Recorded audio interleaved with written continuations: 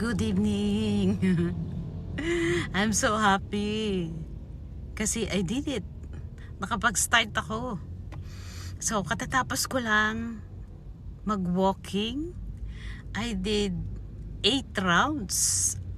First day, nakapag 8 rounds ako. Meaning, nakapag-ikot ako ng 8 times. Pero totally walking lang. Walang rush, hindi tayo nag-rush. So, yung relax na walking lang.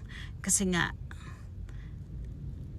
I have my goal for this 2025 since from past 2 years, 22, 23, I think 23 and 24. Talagang totally hindi ako yung mga exercise na kailangan ko dapat gawin. By the way, I'm 56 years old. I'm going to 57 na by mid of this year. So, sa ayaw at sa gusto natin, kailangan talaga natin mag-exercise. Although, hindi tayo kumakain ng I'm a vegetarian. Sometimes, I ate mga meat, ganyan. But, isa lang talaga ang hindi ko ma-avoid to eat. French fries, especially pag nasa labas ako. Most of the time na nasa labas ako, parang yun lang ang pinaka-fit kasi na pwede kong kainin while driving. Kasi nga, while you're driving, pwede ka magkukot-kukot. Yung ganun. So, but this time, I try to avoid that. Kasi, French fries, it's too many oil. Makikita nyo kahit saan kayo bumiling French fries na fast food pala, fast food, talagang ang French fries is marami siyang oil. So, we need to avoid that. Kasi at my age, dapat kung ano yung pagiging vegetarian ko is mas madoble pa, i-continue natin. Not only for the benefit of my body, maging healthy, physically fit, but maganda rin kasi po yun sa balat. Maybe that's the reason why they always said na my face is more younger than my age. Nauuna talaga yung age ko kaysa sa mukha ko. Although nasa genes namin yan, pero the good thing is nakapag-start ako. So this is my day 1, guys. So hoping na yung aking goal ay maituloy natin or matapos natin for the whole year. Talaga whole year talaga. Pero yun yung purpose ko kasi talaga is not only maging physically fit or maging healthy, and also to lose weight din. Kasi nga from October, November, December, and January, talagang I didn't do some diet or although hindi ako mahilig sa carbo talaga. Yun. But I cannot avoid the pasta, which is pasta is more than the carbo na kinakain nating normal like rice, because rice you can reduce the rice for let's say half lang, pwede mong kainin na half lang ng kaysa sa pasta. Kasi they said ang pasta, once you eat pasta with 1 bowl is equivalent to 1 cup of rice. Sabi nila sabi rin ng asawa ko, kasi yung asawa ko is, my husband is also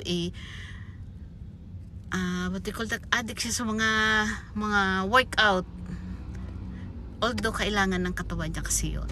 So ngayon, I did this nang hindi niya alam, kasi nga I want to go with him pag nagwo-workout, nagja-jogging, para masasabayan ko rin siya.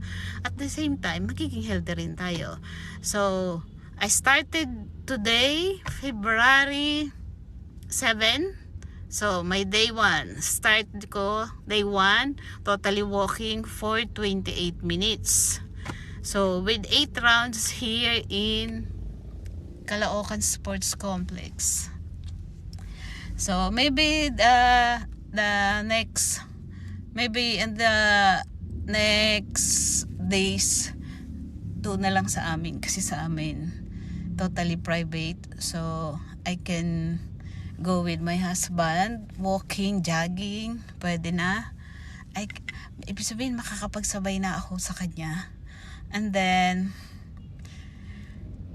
tomorrow I will try to do na di jog and walk, half, sabi nga 1 minute jog, 2 minutes walk, or either if I can do it, I will do the natural 1 minute jog, 1 minute walk. But for me, I think I will do the 1 minute jog and 2 minutes walk muna. Slowly but surely. It's better kaysa mag-rush tayo, magmadali tayo, diba? So, hoping pagdating ng March, mag-lose na tayo ng weight.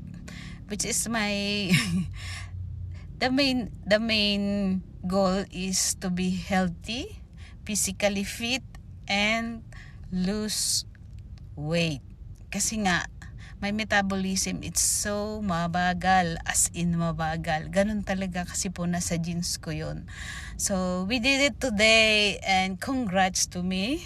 I did it today. This is my goal for 2025.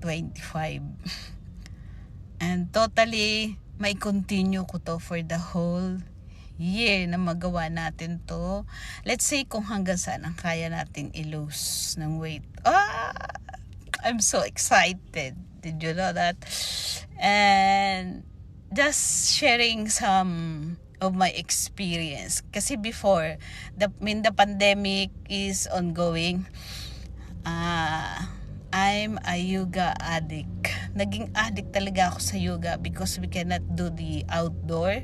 So, totally indoor ang mga ginagawa nating ano. So, to divert our anxieties. Anxieties ang tawag nila doon, di ba? Our boredom, since we cannot go outside na normal. So, I did the yoga. And oh my God, naging addict ako sa yoga talaga. As in, every day before I sleep, even I came at home at 10 o'clock, so 11 to 12, 1 hour, I did that yoga. Parang naging ano na ng katawan ko yung yoga.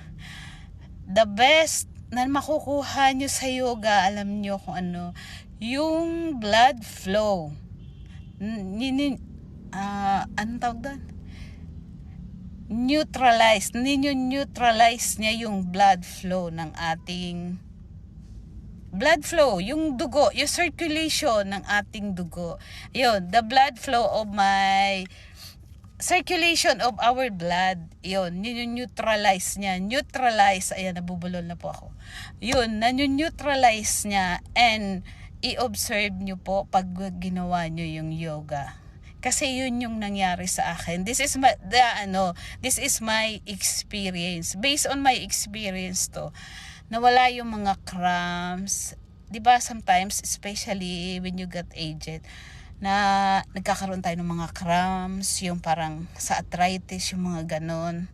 Especially pag like today, 'di ba, nag-walking ako for 8 rounds. So, I'm expecting na magkakaroon ako ng mga cramps. Nasa age din yan pag ganyan. So, let's see mamaya pag uwi ko kung magkakaroon ulit tayo. Yun, nawala po yun. Especially pag when I ate some yung meat. Ayan, parang nakakaramdam ka ng yung parang, I think that is an sign of arthritis. Isa pa yun, nawawala yun. Tapos yung mga pain nyo sa body nyo, sa muscles, ganyan, totally nawawala po yan. Sa YouTube, marami pong basic or marami kayong pwedeng sundan ng yoga. Napakaganda sa ating sa ating katawan po ng yoga. So hopefully tomorrow I will use the yoga, or I can include the yoga for my everyday exercise. Thank you for this, and thank you Lord kasi nagawa ko.